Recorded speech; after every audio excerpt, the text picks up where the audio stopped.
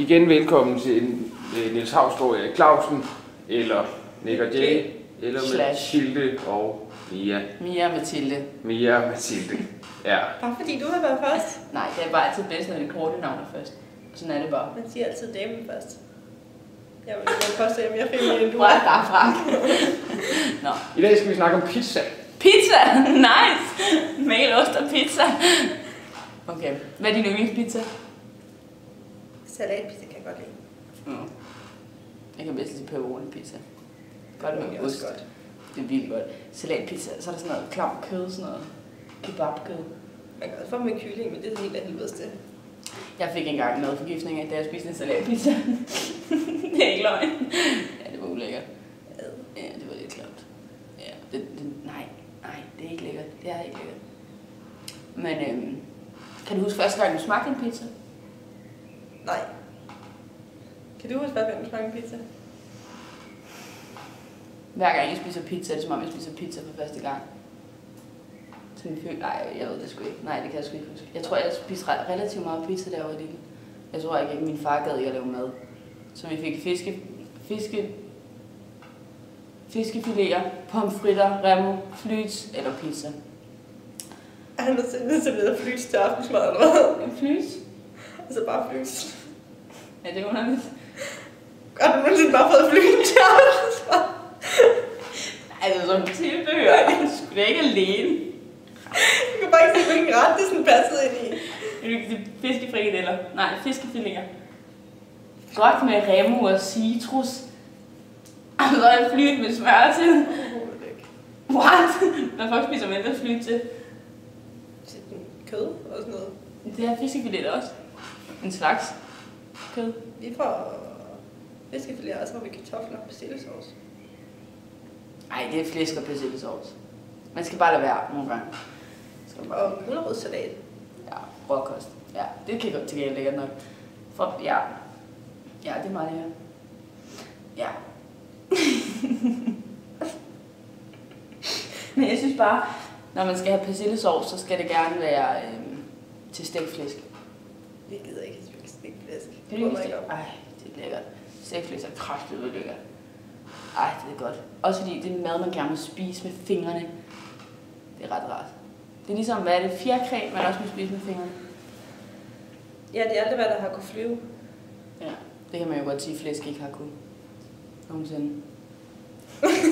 Ja. Det kan man godt sige. Man må også godt spise pizza med fingrene, men det er fordi pizzamanden gør det her. Så kan man godt sige, at den har fløjet lidt. Ja. Ja, det kan man. Den har haft et fresh, fri og fly-liv. Det er ligesom Nick og Jay. Ja.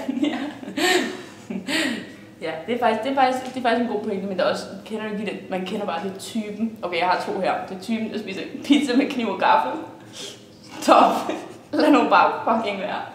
Og to folk, der får pomfritter, og så tager ketchup over det hele. Det er bare personer, man behøver med i sit liv. Det gør man bare ikke. Det gør man ikke. Det er forfærdeligt. Altså lad nu være. Og så tage ketchup ved siden af, hvis det er, og så dyp pommen derned. Altså man skal da være med. Nej, det er noget værre noget. Jeg kender en pige, der spiser pizza med kniv og gaffel. Hun børster også altid stolen af. Hun sætter sig sådan konsekvent. Hun sætter sig uden lige at børste sædet af først. Nogle gange så skal man bare holde op øre. Fuck, man, jeg begynder at snakke jysk.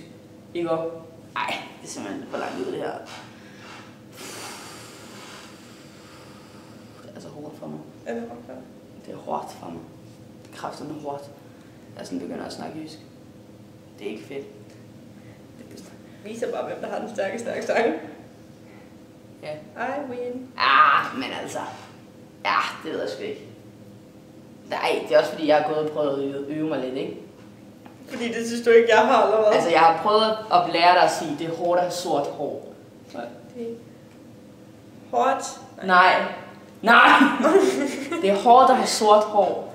Det er hårdt at have sort hår. Hår. Du må gerne åbne munden. Hår. Ja. Det er hårdt at have sort hår. Ja, det er godt. Det er sådan anti-ansigtet. Min hud er sort. Min hud? Som en neres. Altså, det bare drop det sidste. Bare drop det sidste. Jeg kan ikke det første. Min hud er sort. Min hud er hård. Min hud er hård. Min hud er hård. Det er sjovt, fordi det er sandt. Det er også mærkeligt. Ja. Og så er der år og ord. Jeg kan huske, det er mit yndlingsår, og så tror jeg, det er mit yndlingsord. Man kan ikke høre forskel. Prøv lige at sige yndlingsår. År, det er mit yndlingsår. Ord. Der er noget helt galt der. Hvad er dit yndlingsår? Hvad har det været det bedste ord i dit liv? Som i OR. Det ved jeg ikke. Det var et dårligt svar. Fortæl den historie igen. Okay, jeg tror, at det bedste år, det var, da jeg blev 11 år. 11 år. Du fik støvsugeren? Ja, jeg fik min første fucking støvsuger. Jeg fik min første håndstøvsuger. Og eftersom jeg siger første, det betyder, at jeg også har fået nogle efterfølgende.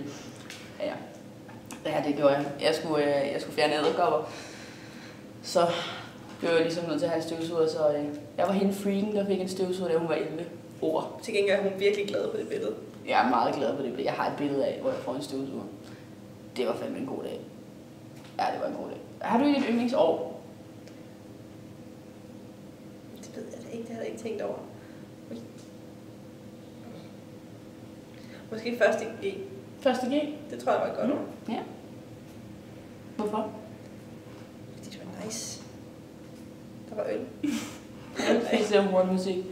Så bliver sommeren et hit. Nej, det var bare godt. Der var bare noget at lave hele tiden. Masser af ting, jeg skulle lave. Lektier og... det er også sjovt jo. Det ved vi alle sammen jo, det er. Nej, men kender du ikke det, der er nogle år for eksempel sådan... Altså nogle år, hvor man bare ikke har noget at lave. Nej. Det er måske også fordi, jeg er fra Jylland. Der er ikke Måske. Jubi, endelig har jeg lektier igen.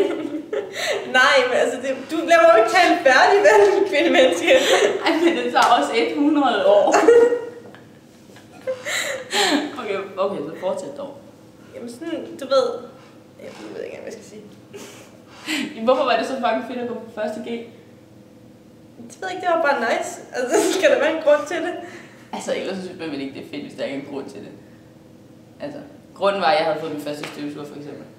Hvad er din grund? Hvad er det hele året? Hvad? Altså, pretty much, ja.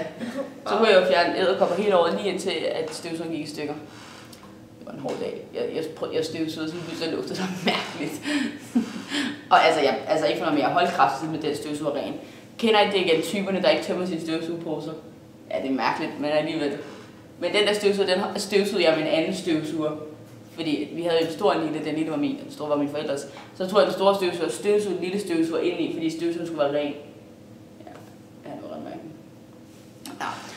Men også en dag, som lugtede den mærkeligt. Jeg ved ikke, om jeg måske er kommet, støvsuger den for ren, støvsuger den for hårdt. Smadrede den anden støvsuger ind i den. Det ved jeg ikke, men den lugtede i hvert fald mærkeligt, så kom der røg op af den, så tænkte jeg, nu må jeg hellere købe en ny. Ja, det var en hård dag for mig. Hvad er det værste år i dit liv så? Jeg tror, at kun den holdt i et år. Så det var meget sådan, ja, det var kurven gik. Altså kurven. Ja, det er rigtigt. Ja, det var et godt og et hårdt år. Men det er jo det, man siger, det er jo energiens lov, det er pendulbevægelsen. Er der noget, der går godt, så ved man også, at der er noget, der kommer til at gå dårligt. Og omvendt. Og omvendt. Det er klart. Det er jo en pendulbevægelse. Nå, okay, så er vi nået til yndlingsord. Yndlingsord? Ord. Det ved jeg ikke. Yndlingsord? Hvad er det for noget? Alle har et yndlingsord, det ved du. Ellers har man ikke. Det er lidt forskelligt. Jeg tror, at mit skulle være... Støvsuger? Nej, altså okay, så jeg er ikke en freak. Lidt. Nej, jeg tror, det skal være sådan noget bandit eller sådan noget, det er meget nice. Bandit? En lille bandit, bølle, jeg kan godt lide ord med B. Så skal vi da ikke tro, at pøler. Det er til gengæld et ord, det ord. Og min lobby, det irriterer dig grænseløst. Hvad vil irritere dig? Jølrøv. Du bliver aldrig irriteret. Jeg kan ikke finde på et ord, der vil irritere dig. Jølrøv. Det er rimelig kavt, som man siger. Det er også forkert brug i det ord. Så fuck dig. Det er et dårligt ord. Kavn. Kan man ikke sætte T på kavt eller hvad? Jo, kavt. Hvorfor er det så forkert brugt? fordi jøler jo ikke er kaut. Altså kaut vil være det modsatte. Jeg kan ikke huske, hvad jøler betyder. Nu er det lige pludselig 2 år, jeg skal forklare. Altså jøler, det er lidt sådan en, der sidder og nørkler med noget. Altså sådan, og ikke er god til det, og ikke er god til det. Ja. Så jøler man. Okay. Og kaut, det er sådan, hvis man... tager en omvej. Man er dum. Ja. Man er alligevel ikke helt... Ikke hvis man er dum. Man kan ikke bruge det i stedet for dum. Men man kan bruge det i stedet for knap så smart, eller der gjorde du noget, der var knap så intelligent. Mm-hmm. Så kan man sige, fuck du, kav. Fuck du, kav.